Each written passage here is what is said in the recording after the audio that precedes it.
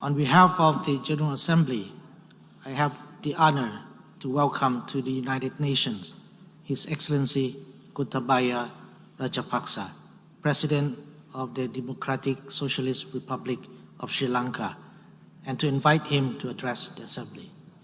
Mr. President, Secretary General, Excellencies, ladies and gentlemen, Ayubowan. I'm honored to represent Sri Lanka at this August gathering today. Let me first congratulate His Excellency Abdullah Shahid on being elected President of the 76th session of the General Assembly. Mr. President, you have long been a friend of Sri Lanka. We look forward to working closely with you in the year ahead. I also take this opportunity to convey our appreciation of His Excellency Volkan Bozkir's stewardship of the previous session of the General Assembly and to commend Secretary General Antonio Guterres for his leadership in these difficult times. Mr. President, the COVID-19 pandemic has had a devastating impact on humanity. I sympathize deeply with all who have lost their loved ones during the pandemic. I thank frontline healthcare and essential workers around the world for their dedication and commend the World Health Organization for its crisis response.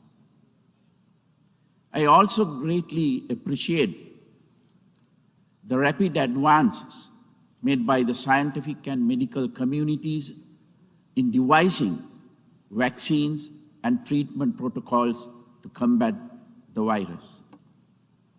At the same time, we must recognize that the challenges surrounding production, distribution, deployment, and acceptance of vaccines must be overcome urgently if the spread of dangerous new virus strains is to be prevented.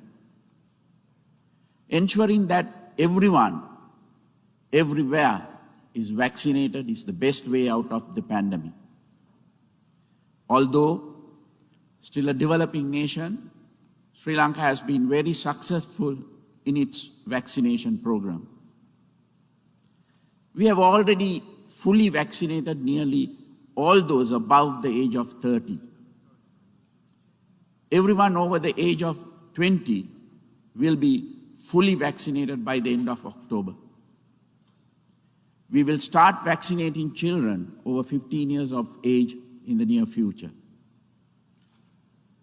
The rapid progress of vaccinations was enabled by coordinated efforts between healthcare workers, armed forces, and police personnel, government servants, and elected officials.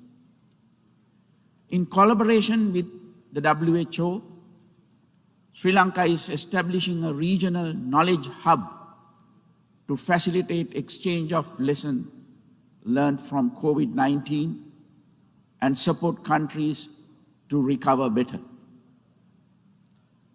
Sri Lanka also benefited greatly from financial and material support provided by bilateral and multilateral donors to manage the pandemic.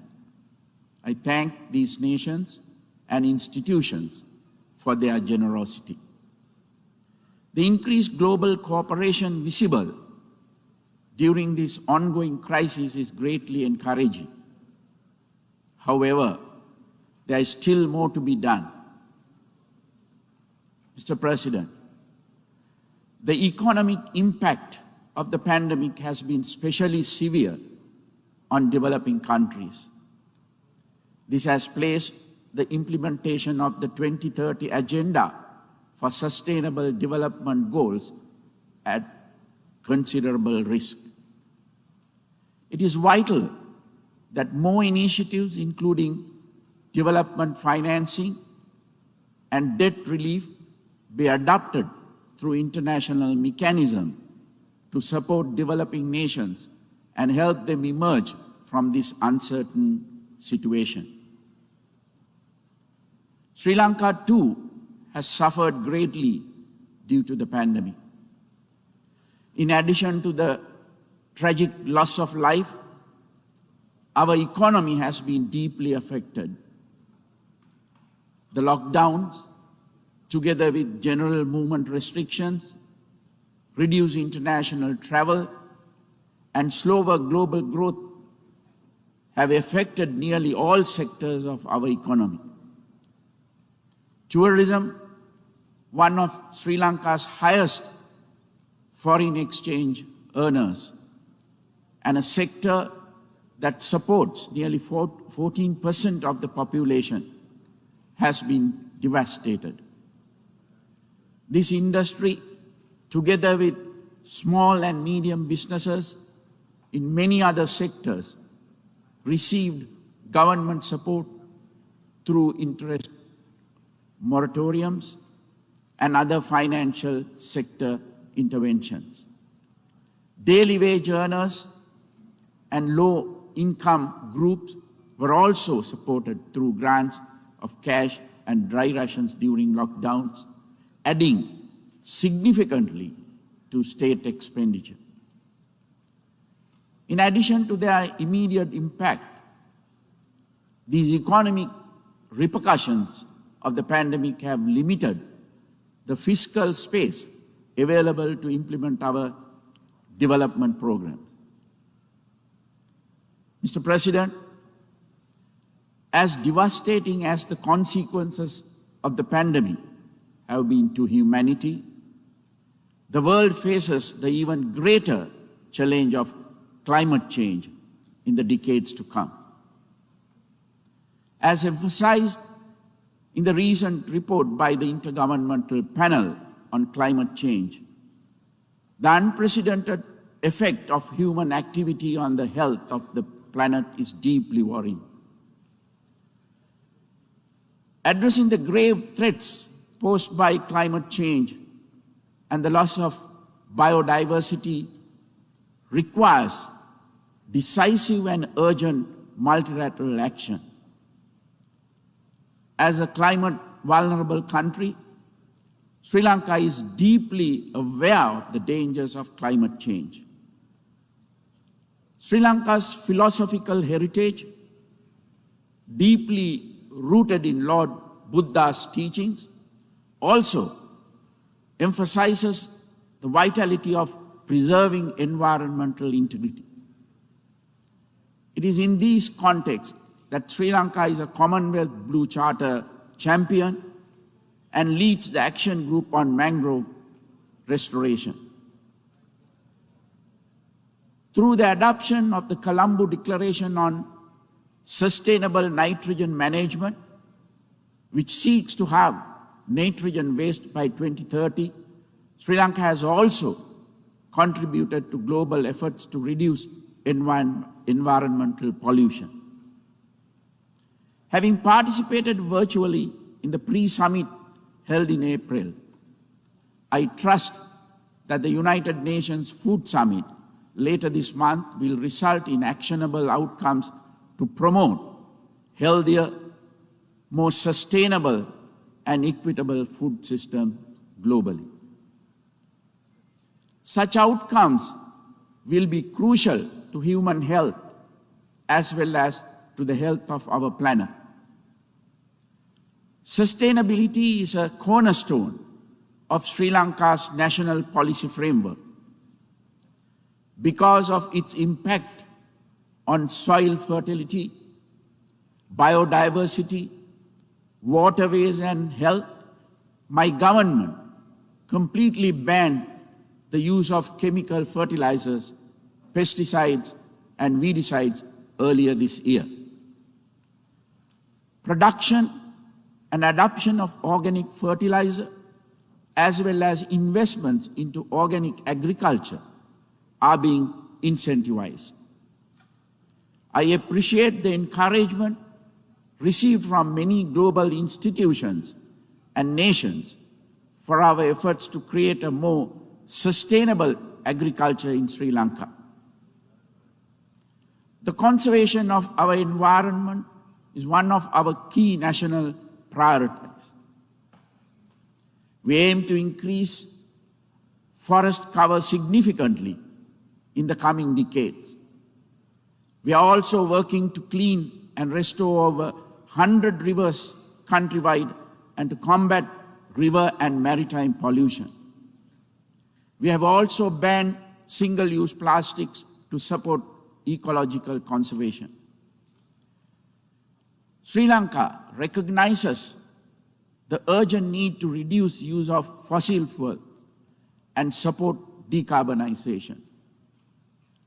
Our energy policy seeks to increase the contribution of renewable sources such as solar, wind, and hydropower to 70% of our national energy needs by 2030. Mr. President, Sri Lanka welcomes the support of the international community as it engages in the task of reviving its economy and carrying out its national development program. We intend to make full use of geostrategic location and our robust institutions, strong social infrastructure, and skilled workforce to attract investment and broaden trade relationships. My government is focusing on extensive legal, regulatory, administrative, and educational reforms to facilitate this and to deliver prosperity to all our people. Sri Lanka has enjoyed universal adult franchise since pre-independence. The democratic tradition is an integral part of our way of life.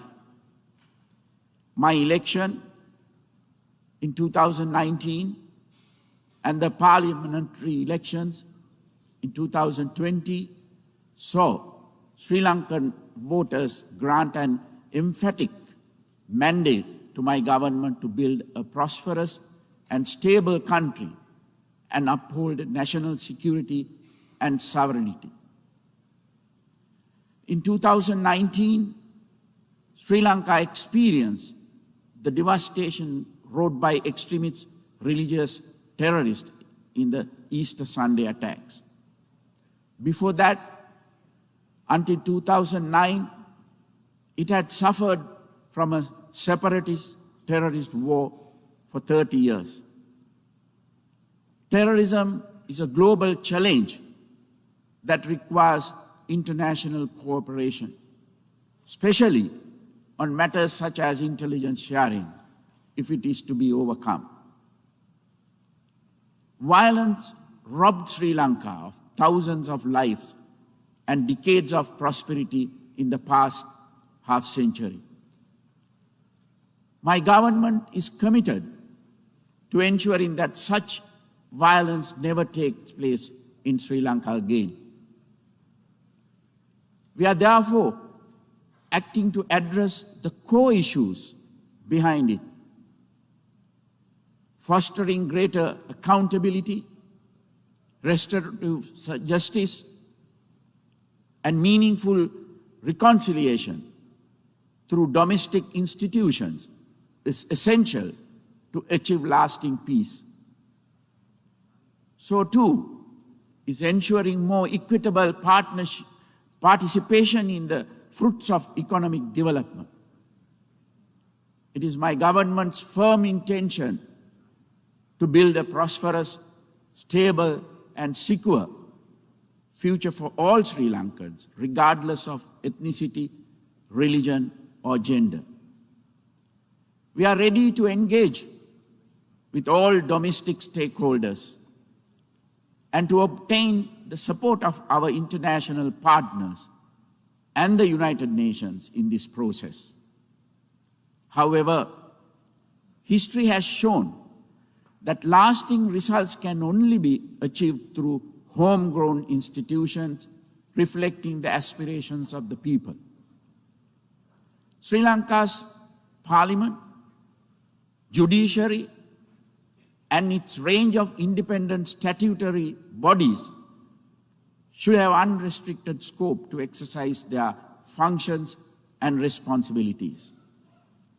Mr. President, Excellencies, distinguished delegates, if, in keeping with the theme of our general debate today, we are to truly build resilience through hope, we must all strive towards the common good. It is the role of the United Nations to facilitate this by treating all sovereign states, irrespective of size or strength, equitably and with due respect for their institutions and their heritage.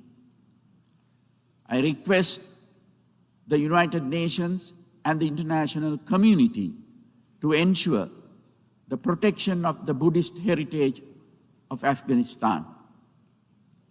I call on the member states of this August Assembly to work together in a spirit of true cooperation, generosity, goodwill, and mutual respect to foster a better and more sustainable future for all humanity. Thank you. The News Reporter. වාරණයෙන් තොර අපක්ෂපාතී වාර්තාකරණය.